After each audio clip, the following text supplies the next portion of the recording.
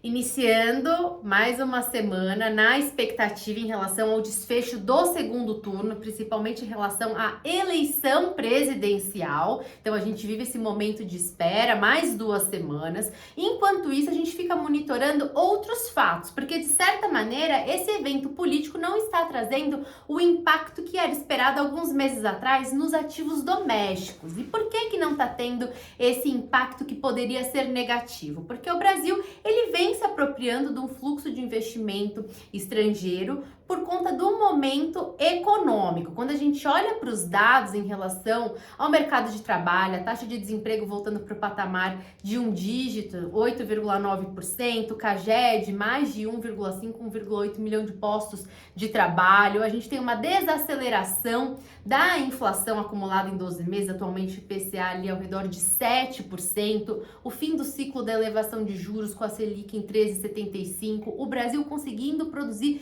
crescimento econômico, mesmo com o freio de mão puxado, com essa Selic elevada, ainda assim a atividade econômica aqui no Brasil vem mostrando uma certa resistência, esperado um crescimento ao redor de 3% esse ano. Na semana passada houve revisão para cima na projeção do PIB de 2022 pelo FMI, 2,8%, Banco Mundial falando num crescimento de 2,7%.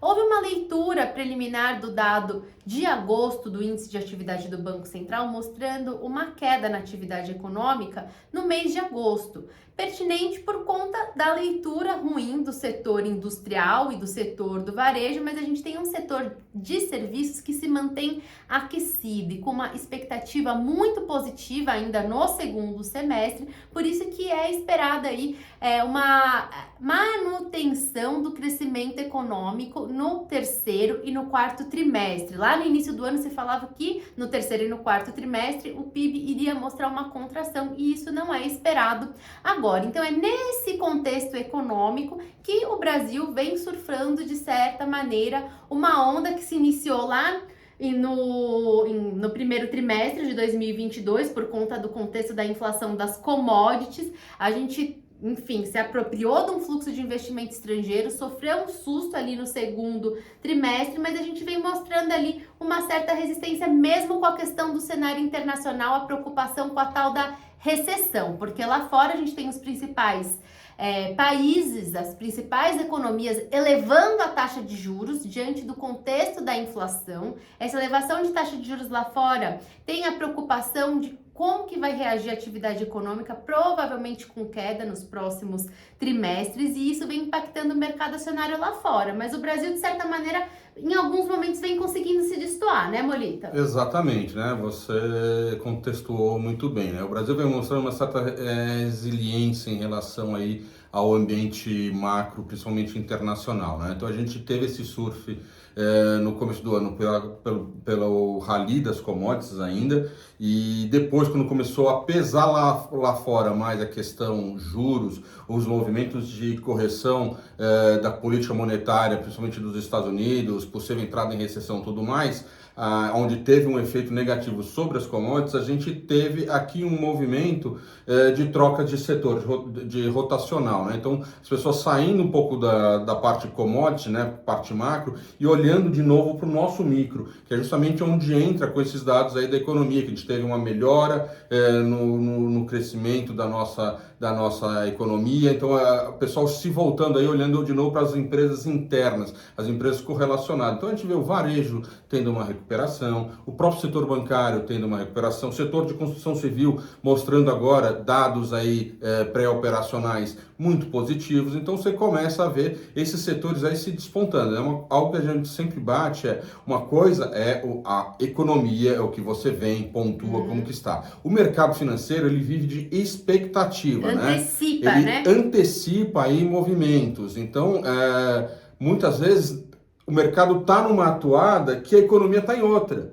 né? A gente está vendo lá, de repente, a economia dos Estados Unidos, né, possivelmente entrando ou não em recessão por conta aí dos juros lá Só que a gente viu a Bolsa americana já cedendo 20%, 30%. Então, já antecipou esse movimento. Já está no preço. Essa queda que a gente vê, por exemplo, da Nasdaq de 30% no acumulado de 2022, já está dado o fato de que os Estados Unidos vai entrar numa recessão. Então, os investidores procuram novos fatos para entender se esse daí talvez já é o fundo do poço. Exatamente, se já é o fundo do poço. Muitas vezes a gente pode ver que os Estados Unidos pode vir a entrar em recessão. Pô, mas a Bolsa está subindo sim, porque ela já está olhando para frente. E é isso que a gente acaba se beneficiando também. Como a gente fez esse movimento de correção da nossa política monetária antes, a gente está tirando proveito justamente do investidor estrangeiro que segue entrando no Brasil, justamente vendo essas diferenças aí de expectativa de resultado, de potenciais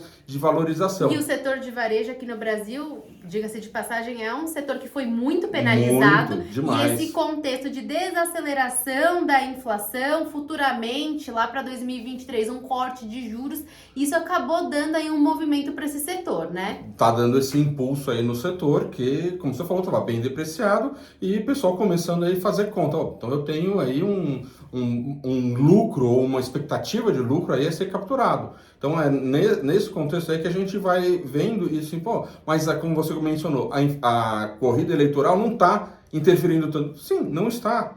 Já está meio que precificada entre as duas linhas, né? Ou A ou B. Isso daí, talvez depois de quem for eleito, o ano que vem, né, que a gente possa ter o impacto. Agora, realmente, não vai mudar a visão do curtíssimo prazo. A visão do investidor. É indiferente. E lembrando que a gente já falou nos vídeos das semanas anteriores, em relação ao desfecho do primeiro turno, o mercado, ele se apegou na leitura ali do Congresso, né? De como que ficou a divisão entre senadores, entre os deputados, e entendeu que o Congresso, ele tem uma linha mais conservadora, mais de centro-direita, e isso acabou sendo aí uma sustentação para qualquer pessimismo em relação ao desfecho da eleição presidencial. Ponto. Exatamente. Então agora justamente vamos acompanhar aí o desfecho dos andares aí da economia, seja lá fora e também aqui dentro, e na parte de investimento continuar, acredito aí, que a nossa bolsa mostrando recuperações positivas, vários setores ainda dando sinais aí de bons upsides aí de valorização. Por enquanto nada que desestimule a aposta de que o Ibovespa pode chegar lá perto dos 130 mil no final de 2022. Exatamente. Então, boa semana a todos. Boa semana.